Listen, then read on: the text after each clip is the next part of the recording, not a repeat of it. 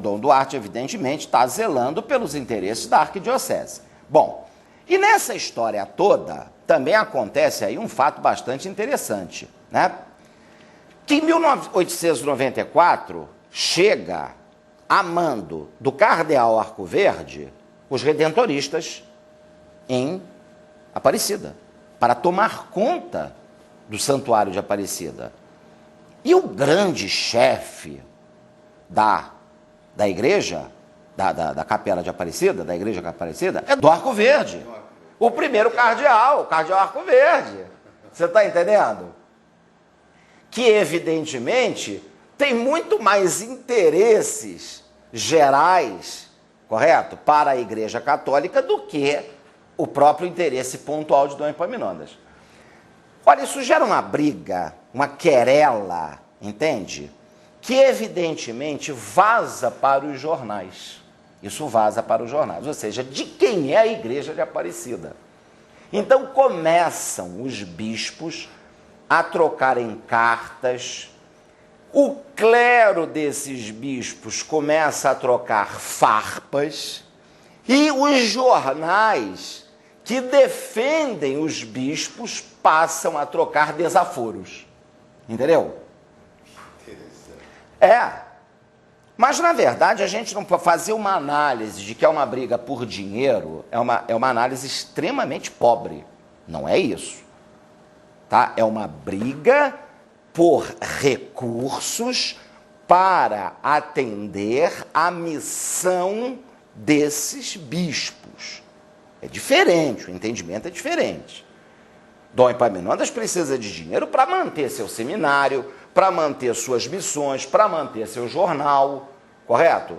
O arcebispo de São Paulo também, correto? Então, essa confusão, ela termina, na verdade a confusão não tem fim, ela se acaba, até mesmo com a interferência do núncio apostólico, que manda uma carta para Epaminondas dizendo mais ou menos assim, né? Tendo tomado conhecimento, me interessei pelo patrimônio, e aí começa uma série de correspondências, uma série de correspondência epistolar entre o núncio apostólico e o Epaminondas se queixando e dizendo o seguinte, que não poderia admitir que dono de uma casa tivesse alguém governando um quarto dela, né, um cômodo dessa casa que era a Igreja Aparecida. Então, isso se tornou bastante interessante, foi um filão que chegou às minhas mãos. Essas cartas estão todas ali na Arquidiocese de São Paulo, né? Na Avenida Nazaré, estão lá. E eu busquei essas cartas e fiz minha tese de doutorado com essas cartas, mostrando a luta da Igreja na República. Virou um livro editado pela editora Santuário, né, por vontade do Padre Silva, quando era ainda editor o editor da editora Santuário. Então, essa questão foi bastante interessante. Agora, falando de Epaminondas, né, sobre o viés da religião, Epaminondas foi um bispo da sua época, um bispo extremamente rígido nos costumes, nas exigências com seus padres, e a herança de Epaminondas, né, a boa formação da diocese, né, plantada, assentada sobre a rocha, como se diz na Bíblia, não sobre a areia, mas sobre a rocha, mantém até hoje todas as tradições religiosas, todo o respeito, toda a influência que a Igreja Católica tem aqui em Taubaté e região. A Igreja Católica, antes de Dom Epaminondas, era uma igreja, correto, apesar das normas ultramontanas já estarem vigindo, correto, mas a Igreja de Taubaté era governada, basicamente, né, aqui a região, aqui a cidade, pelo reverendo Castro, pelo Antônio Nascimento Castro, que é outra figura brilhante, interessantíssima, mas o clero da velha escola, né? Político, entendeu? Era tudo menos padre, né? A época se dizia, era tudo menos padre, né? Entendeu? Então, era político, era, sabe?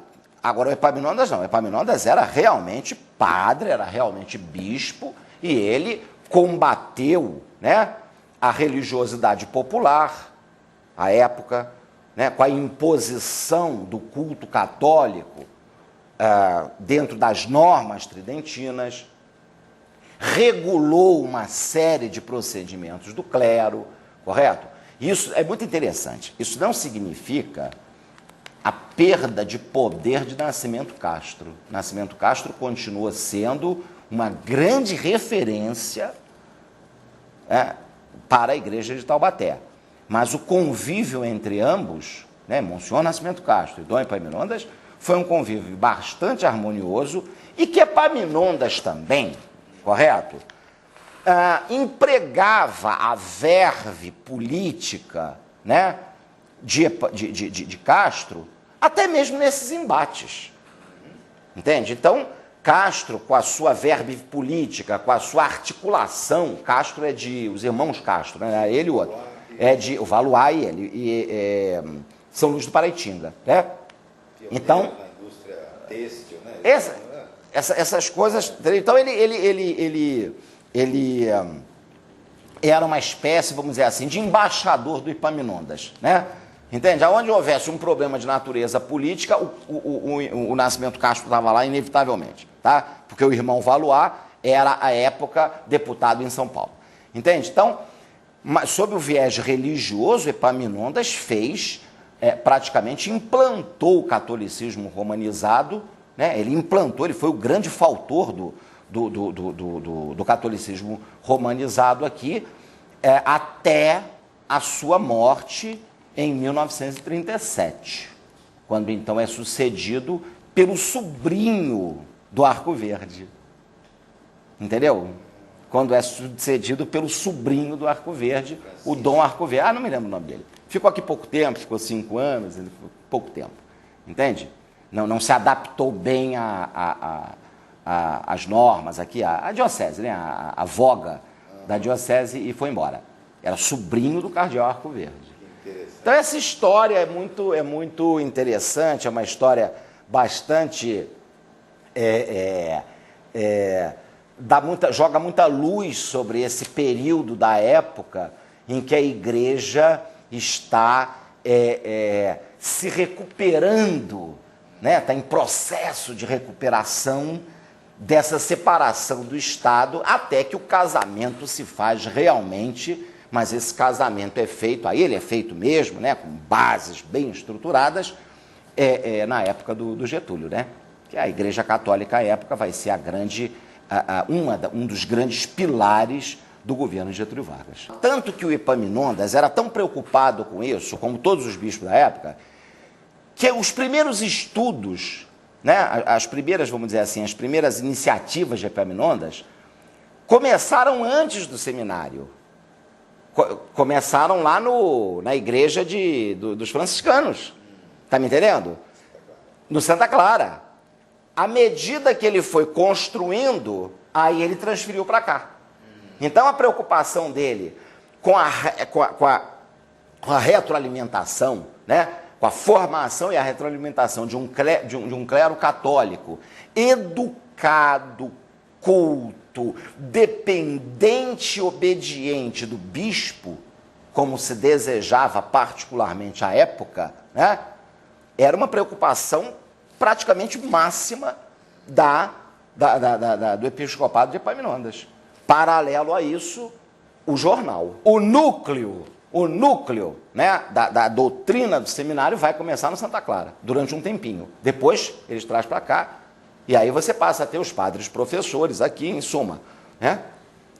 Buscando a formação de sacerdotes alinhados à doutrina católica da romanização. A igreja sempre apoiou o poder constituído porque ele advém de Deus.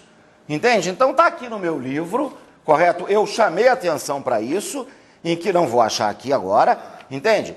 Mas que nessas lutas aí, o próprio Epaminondas dizia, procurem cuidar bem dos feridos de ambas as partes, procurem dar conforto espiritual a todos,